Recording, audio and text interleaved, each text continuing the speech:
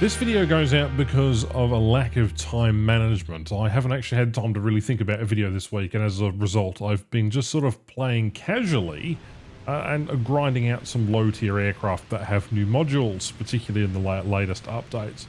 The Stukas, I believe, have 1800 kilogram bombs, but we wanted to talk about how low tier is more accessible, definitely faster, more engaging, and definitely a better game mode than the high end. Of course, I'm not going to talk about top tier as it is, because the variety of aircraft you get in War Thunder Realistic is a bit undersaturated, a bit over complicated for what it needs to be.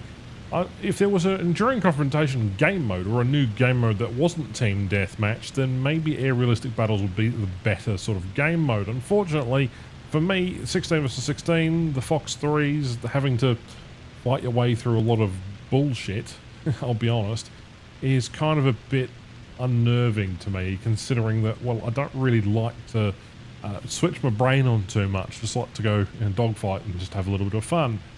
Now, obviously the focus on skill and low tier battles, I mean, I do feel like I'm seal clubbing, but if you're playing mid tier and unlocking modules on vehicles and spading them, well, you actually get a bonus when you're spading aircraft or vehicles in general. If you unlock each tier, the next vehicle that you're unlocking, you get more bonus points towards. So it's quite handy in a way for unlocking some of those vehicles. And of a major update, the best way to get research fast without having to Golden Eagle is to go through and spade a bunch of aircraft. Granted, I could easily just spade them very quickly, use some GE, get to the top end, but where's the fun in that? Now, I like playing a variety of aircraft, and, having a little more fun casually is meaning that I don't have really a ton of time to grind. So going out in a couple of matches and something once or twice a week, that is fine. Especially since they're quick matches and a fun way to just jump in an action without having to commit to 64 key bindings and, learning to radar and notch and various other things. Now, if that's your thing, good for you. But for me, I like the casual aspect. I don't have a lot of time. I look after a disabled person. I also work full time. And when you're looking to really unwind after a long day without needing to commit to a long, intense match that happens to go for 5 minutes because you're all firing Fox 3s at each other, I get that regular matches in Realistic is a bit of a taxation on the, oh my god, there's so many things coming at you when you're going really, really fast. But the climbing aspects and the way that the gameplay sort of plays at mid-tier is generally more interesting anyway, because the game was built around that to begin with. Now, yes, I understand that low tier could be a bit of a seal clubbing scenario, or, a bit of an annoyance, but for me, it's more of a nostalgic charm, especially filled with low tier aircraft, than just the variety of different things you can get. Flying planes that were used in early World War II, and even in the early Jet Age, can bring back some very, very classic memories of dogfighting, and particularly in engagements that we had where missiles weren't necessarily a thing, and there was also an enjoyment of mastering of planes that felt more human scale compared to the high tech that we see now. I'm not saying that the high tiers aren't bad. For what it is, at high tiers you're often dealing with things like very high speed missile dodging. You've got ground fire, heavy AA, plus the environment changes, especially when you introduce jet bombers and jets. Low tier is just simpler, more direct type of combat. It's probably why I'm looking forward to Galjin's upcoming title, where it's called Aces of Thunder, the VR game, where they've introduced World War I, because the immediate feedback from you following someone and then, engaging a dogfight is immediate feedback, whereas I don't get that same sort of satisfaction when, you track something via radar, your missile flies away, you turn around and absolutely flog it back to base because, well, you've got no other choice and there's 30 other missiles coming for you, and you might just get a couple of kills as you've just lit up a radar screen. I get that's what the game is intending you to do, and since the progression system is basically forcing you to go up to that, but, low tier battles, you tend to emphasize base player skill more than the technology, only due to it being rather limited. You look at the P61, for example, this thing is absolutely ugly. I have to spade this particular aircraft, and we'll get a couple of kills in this match. It's wide background footage, but For the most part, this aircraft is incredibly heavy. It's got nice ailerons, it's got nice rudder, but performance is rather lacking. It is a heavy bird. Like, this is a very, very heavy bird. And it's good for what it wants to do, but if you want to use it in a fighter role, which I'm trying so desperately to do here, it does take a little more know-how, even though this thing is an absolute behemoth. Look, what I'm trying to say is that low tier is a lot less stressful, and if you can go ahead and spade it, you can actually learn some interesting tactics that could be used and applied at higher end.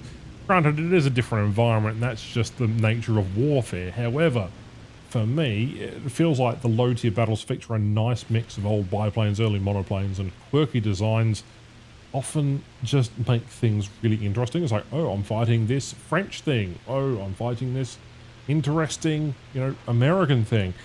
I just find that to be more interesting than, hey, look, here's another F-16, here's another F-22, here's another F-35, here's another F-18.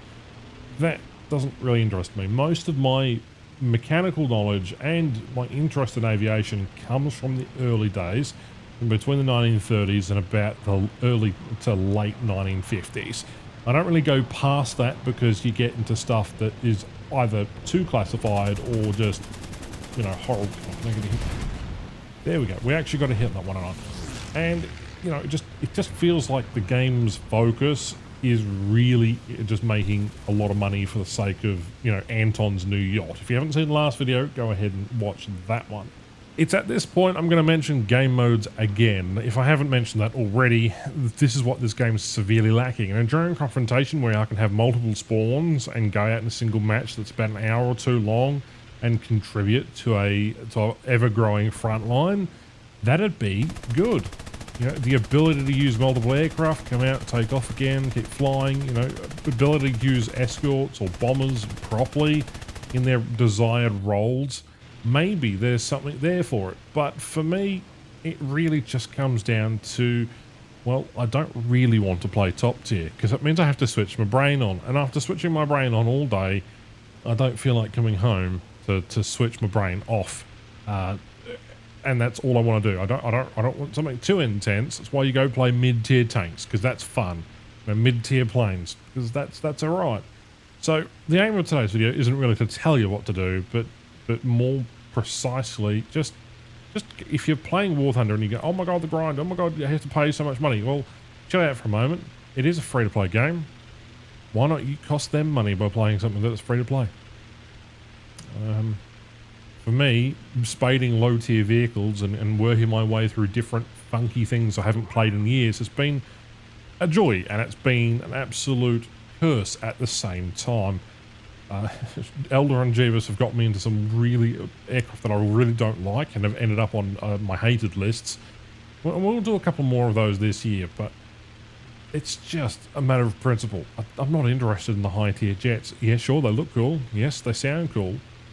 Basically, I can equate it to, if I was a kid now and the best jets in technology were F-18s and F-22s, that'd be like me being a kid in 1940 and, being excited about Spitfires, right? It's the things that go fast. I can understand that, but from a technology standpoint, the game has developed in a direction that I think has been too fast. I feel like we jumped to Vietnam a bit too quickly before fleshing everything out and obviously expanding into new game modes. But they've tried new game modes in the past, and so the failure here isn't really on Garzan's part. Is it the player base? No. Well, the game's incredibly popular. And it still is. A lot of people like the high-tier content. In fact, that's the majority of what people watch these days. Come on, good thing this is an absolute heavy bird and is an absolute beast. That 190 didn't stand a chance. The old butcher bird. Yeah, again, this video is a bit impromptu, but I've been enjoying the lower end of War Thunder a little bit more. Granted, this major update has screwed over Naval. I don't know if they've reversed changes to Naval in its entirety. The aiming mode is basically instantaneous. You point and click now, allowing for more bots. It's just a mess. This game is an utter mess sometimes. And for me, playing it casually, just once or twice a week, having some fun, spading some random aircraft, it might be a random ground attacker, it might be a fighter.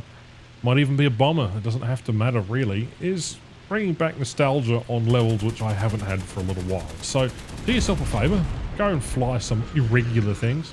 Maybe you want to go fly MiG-15 or go fly a Sabre or, you know, something. Just do something different from what your casual, you know, grind tends to typically be.